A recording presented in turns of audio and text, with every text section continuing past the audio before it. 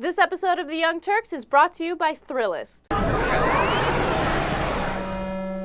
In London, we had major, gargantuan protests, the largest since the protests over the Iraq War.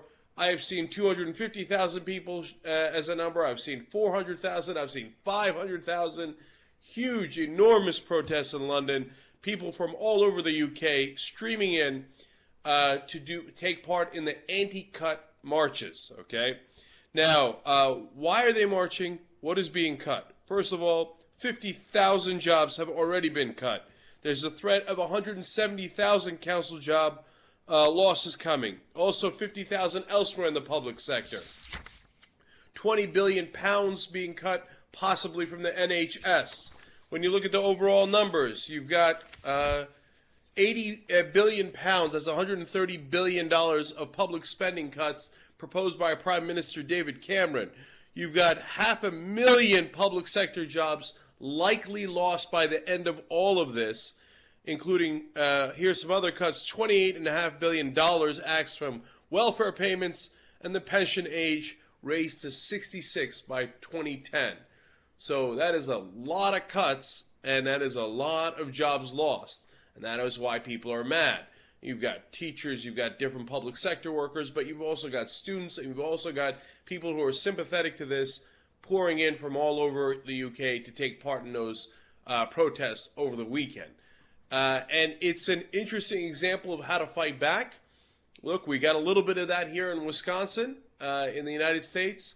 We probably need to get a hell of a lot more from it and learn from it. And look, here's the thing. They're offering an alternative.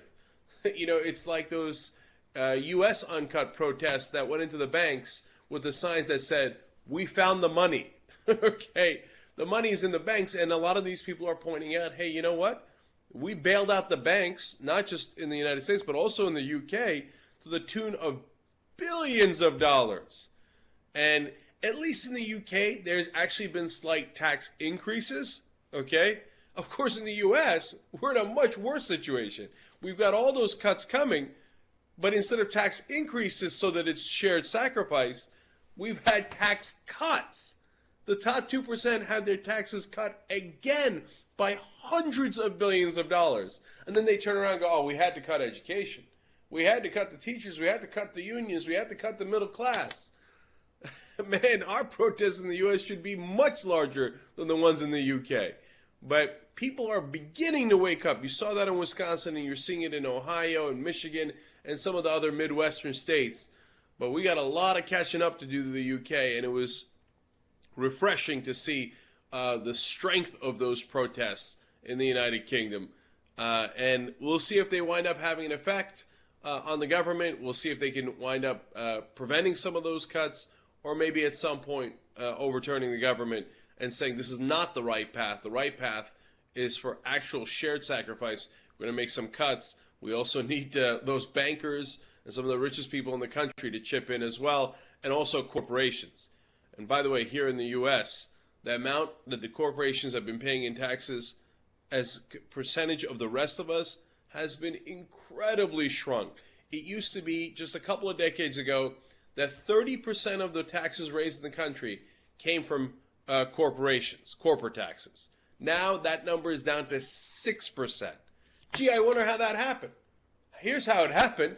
They wound up taking a lot of the money, giving it in campaign donations to politicians, and the politicians changed the law, until, whoa, you look at that. It turns out corporations are paying less, and guess who's paying more?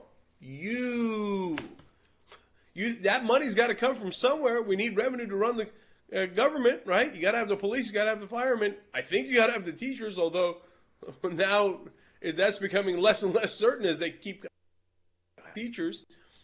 And where does the money come from if it doesn't come from corporations? It comes from you. And that's what people, among the reasons that people are protesting all over the world, and the ones in the UK are, as you see, immense and a great development. Thrillist gives you great suggestions for where to go when you're looking to have a little fun.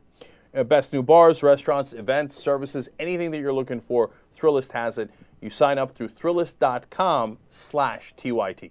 Go to Thrillist because it's the illest. Think about it. That was good. That was good. That was good. You are the world's largest dork.